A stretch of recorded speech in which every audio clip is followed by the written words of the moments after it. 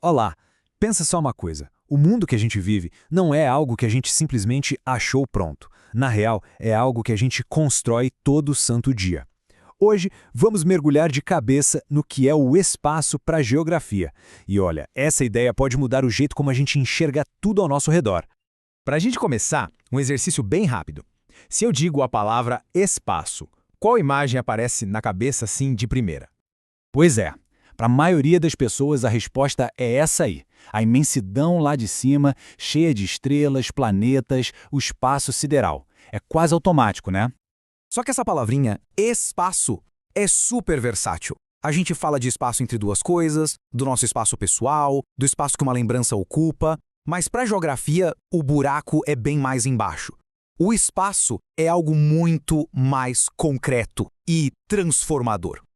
E para a gente entender que espaço é esse que a geografia estuda, a gente precisa fazer uma pequena viagem no tempo. Vamos voltar para uma terra, digamos, intocada, no seu estado original. Esse é o que chamamos de espaço natural. Tenta imaginar, um mundo sem nenhuma cidade, sem estrada, sem plantação. Só a natureza agindo, sabe? Vulcões, rios, florestas, só isso moldando o planeta. Alguns lugares, como os desertos gigantes ou o interior da Antártida, ainda guardam um pouco disso. São como umas janelinhas para o passado da Terra. E, convenhamos, são cada vez mais raros. Mas aí, a gente entra na história. Porque a história da humanidade é basicamente a história de como a gente foi transformando esse espaço natural. E é aqui que a gente chega no coração da geografia. Aqui a diferença fica gritante, né? De um lado, o espaço natural, que é tipo a tela em branco do planeta. E do outro, o espaço geográfico, que é a pintura que a gente fez em cima dessa tela. Uma pintura bem complexa, às vezes caótica, mas fascinante. E o ponto-chave é exatamente este. O espaço geográfico não apaga o natural. Ele se mistura, se sobrepõe, é como se fossem camadas. Tem a base da natureza e por cima vem as marcas da nossa história, do nosso trabalho, da nossa cultura. E essa paisagem misturada, que está o tempo todo sendo construída e reconstruída, que é o objeto de estudo da geografia. Não é só sobre o que existe, mas sobre como aquilo tudo passou a existir.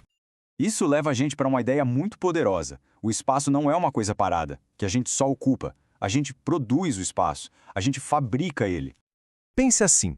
Toda vez que um grupo de pessoas muda um lugar para atender a uma necessidade, seja para plantar, para morar, para construir uma ponte, esse grupo está fazendo o que os geógrafos chamam de produção do espaço. E esse processo foi evoluindo, claro. Lá no comecinho, era mais uma adaptação. Os grupos nômades seguiam o fluxo da natureza. Depois, com a agricultura, veio a transformação. O ser humano começou a mudar a terra para se fixar nela. E hoje? Bom, hoje a gente vive na era da construção, remodelando tudo numa escala que nunca se viu antes.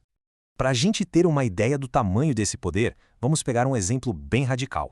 Imagina o deserto de Mojave, um lugar enorme, super quente, inóspito, um espaço natural em sua forma mais bruta. Parece loucura, né? Quem olharia para esse cenário de calor e rocha e pensaria, aqui seria um ótimo lugar para uma capital mundial do entretenimento. Mas e aí que entra a ambição humana? E olha só, tudo começou de forma bem humilde. Em 1905, era só um pontinho no mapa, uma parada de trem no meio do nada. E aí, ao longo de um século, aquele deserto foi totalmente refeito. Ele foi adaptado, transformado, construído com um propósito bem claro: criar um polo de entretenimento. O espaço natural virou o espaço geográfico, que a gente conhece hoje como Las Vegas. Quando a gente entende essa lógica de produção do espaço, a gente ganha uma nova lente para enxergar o mundo. A grande moral da história é essa. Quase nenhum lugar que a gente vive hoje é 100% natural ou 100% humano. É sempre uma mistura, um diálogo, às vezes um conflito entre as nossas ações e o planeta. É só olhar em volta. A cidade, as ruas, os prédios, o campo, com as plantações arrumadinhas, até aquele parque no meio da cidade que parece super natural. Tudo isso é espaço geográfico produzido. Isso tudo leva a gente para uma pergunta que dá um nó na cabeça. Um verdadeiro quebra-cabeça geográfico. Pensa comigo, uma reserva natural. Ela foi criada por uma lei, organizada por pessoas para proteger a natureza. E aí, isso é espaço natural ou é espaço geográfico? Refletir sobre isso mostra o quanto a nossa presença já está misturada com o planeta. Talvez a fronteira entre natural e construído seja a maior construção de todas.